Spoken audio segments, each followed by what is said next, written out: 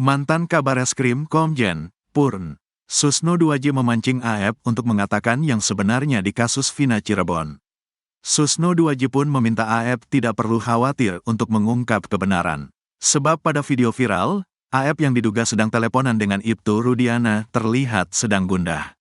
AF merupakan cepu atau orang yang melaporkan para terpidana pada Rudiana. Ibtu Rudiana pun mengaku mengamankan para terpidana setelah mendapat telepon dari AF. Untuk itu, ex-jenderal bintang 3 itu pun menawarkan jalan keluar untuk AF. Ia bahkan memastikan AF tidak akan dipenjara jika berani mengungkap kejujuran. Seandainya itu Rudiana, saya sependapat itu menunjukkan kegundahan, kata Susno Duaji dikutip dari YouTube official iNews, Kamis, tanggal 8 Agustus tahun 2024. Menurut Susno, seandainya AF sedang gundah untuk menyatakan sesuatu yang benar, maka tidak perlu risau. Pasti ada jalan keluar dari jeratan hukum, nanti kalau ketemu AF saya bisa jelaskan, ungkapnya. Jika AF mau terus terang atas kasus Vina Cirebon, baik itu terus terang betul dia melihat kejadian itu, atau terus terang dia berbohong, maka ada jalan keluarnya. Bagaimana jalan keluarnya? Saya tidak mau mendahului advokat dia, tapi ada jalan keluarnya. Tapi dia harus jujur, tegas Susno Duaji. Susno Duaji pun meminta AF untuk tidak takut menyampaikan sesuatu yang benar. Baik itu benar apakah dia berbohong, atau benar apakah dia melihat kejadian. Dirinya bahkan memastikan AF bisa lolos, dan tidak dipenjara asal mau jujur. Kalau dia seandainya, pas saya berbohong tapi saya mau menyatakan benar, tapi saya takut dihukum, ada jalan keluarnya, jelas Susno Duaji. Senada dengan Susno Duaji, kuasa hukum Saka Tatal, Farhad Abbas juga melihat ada raut kegundangan dalam video yang memperlihatkan AF sedang teleponan. Di situ kelihatan kegundahan, kepanikan AF yang melihat perkembangan saksi-saksi yang mereka arahkan dulu sudah mulai buka suara, kata dia. Jika benar yang ditelepon itu adalah Rudiana, kata Farhad, video itu merupakan bukti yang dibuat AF bahwa dirinya diarahkan oleh Rudiana. Sehingga kalau dia jadi tersangka atas kasus ini, dia atas koordinasi dari Rudiana, kata Farhad. Menanggapi video itu, kuasa hukum Ibtu Rudiana dan AF, Elza Syarif justru mengaku baru melihatnya. Saya juga baru tahu, dan kebetulan suara dari sana tidak terdengar, tidak jelas, saya tidak memberikan tanggapan si AF teleponan dengan siapa saya tidak mengerti, kata Elza Syarif. Namun ia mengatakan bahwa berdasarkan keterangan AF, pada Mei tahun 2024 Dede dan AF sempat di BAP kasus Pegi Setiawan di Polres Karawang. Saat itu Dede masih bercerita sama dengan tahun 2016. Dia berubah baru setelah bertemu Deddy Mulyadi, tandasnya.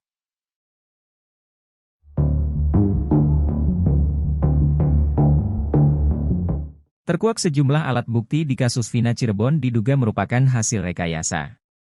Parahnya, alat bukti diduga hasil rekayasa ini dipakai oleh hakim di persidangan untuk memvonis para terpidana kasus Vina Cirebon. Alat bukti hasil rekayasa ini diduga digunakan agar para terpidana kasus Vina mendapat hukuman berat hingga penjara seumur hidup. Dugaan adanya alat bukti hasil rekayasa ini diungkapkan oleh pakar psikologi forensik, Reza Indragiri. Bukti yang diduga direkayasa ini merupakan bukti chat di ponsel milik salah satu terpidana, Hadi Saputra. Sebab, chat di ponsel Hadi yang dijadikan bukti oleh pihak kepolisian itu tidak didukung ekstraksi data lengkap.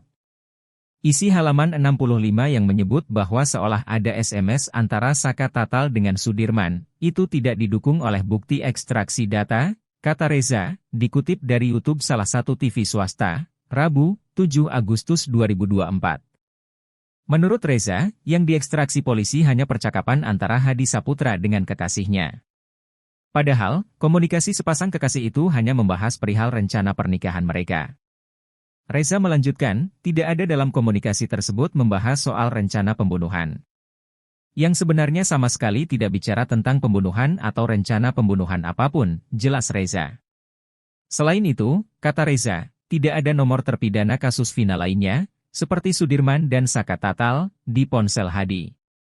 Oleh karena itu, Reza menduga kuat, bukti chat terpidana di kasus Vina merupakan hasil rekayasa.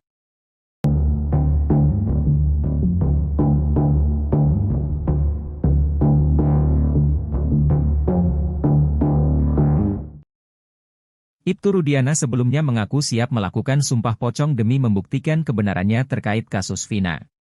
Ibtu Rudiana siap melakukan sumpah pocong itu untuk memastikan jika anaknya yang juga kekasih Vina, Eki sudah meninggal dunia. Saya sumpah pocong mau sumpah apapun mau, yang meninggal adalah anak saya, anak yang saya didik dari kecil, Muhammad Reski Rudiana, ucap Ibtu Rudiana.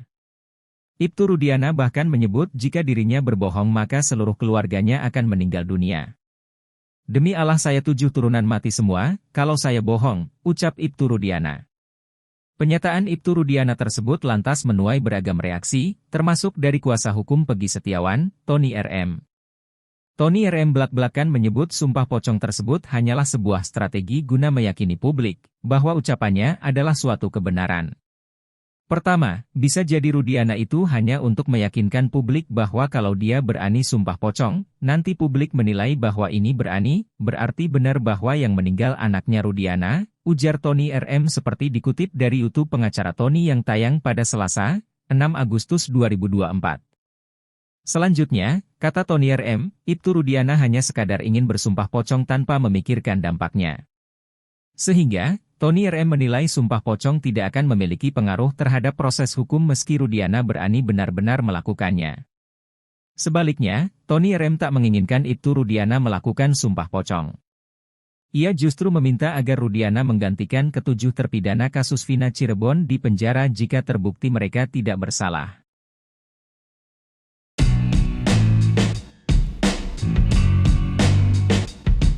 Sosok salah satu saksi kasus Vina, AF hingga kini masih jadi sorotan. Berbagai kesaksian menggambarkan kedekatannya dengan ayah almarhum Eki, Ibtu Rudiana. Ex-Wakapolri, Komjen, Purnawirawan, Oe Groseno yang mengikuti kasus ini, menduga AF sudah mengenal Rudiana. Soal hubungan AF dan Rudiana, Oe Groseno melihat ada hubungannya dengan tugas polisi di Satuan Narkoba.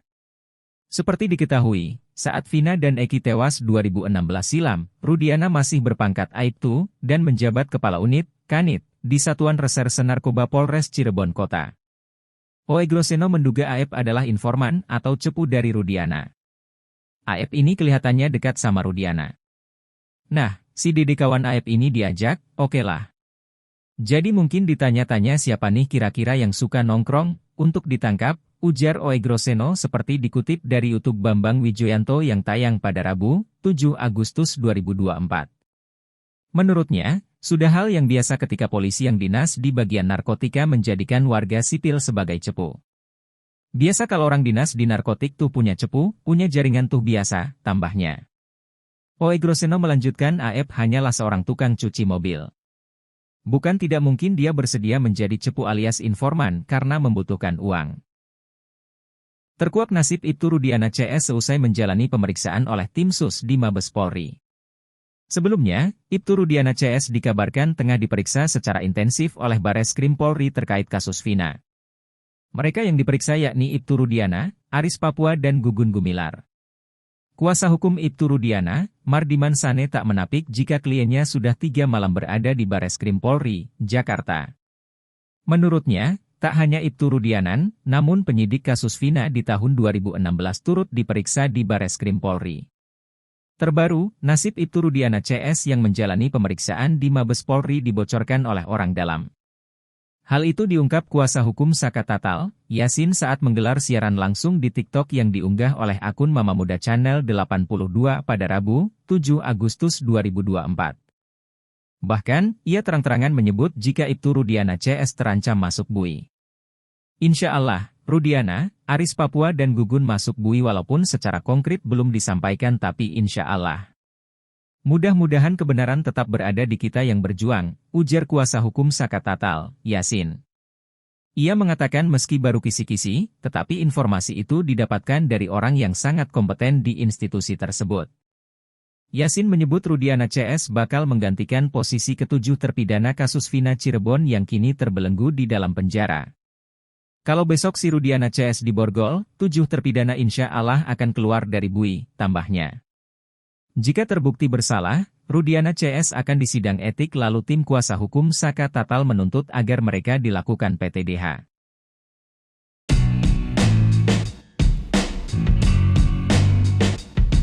Tewasnya Eki dan Vina di Jembatan Layang Talun, Kabupaten Cirebon karena kecelakaan semakin menguat.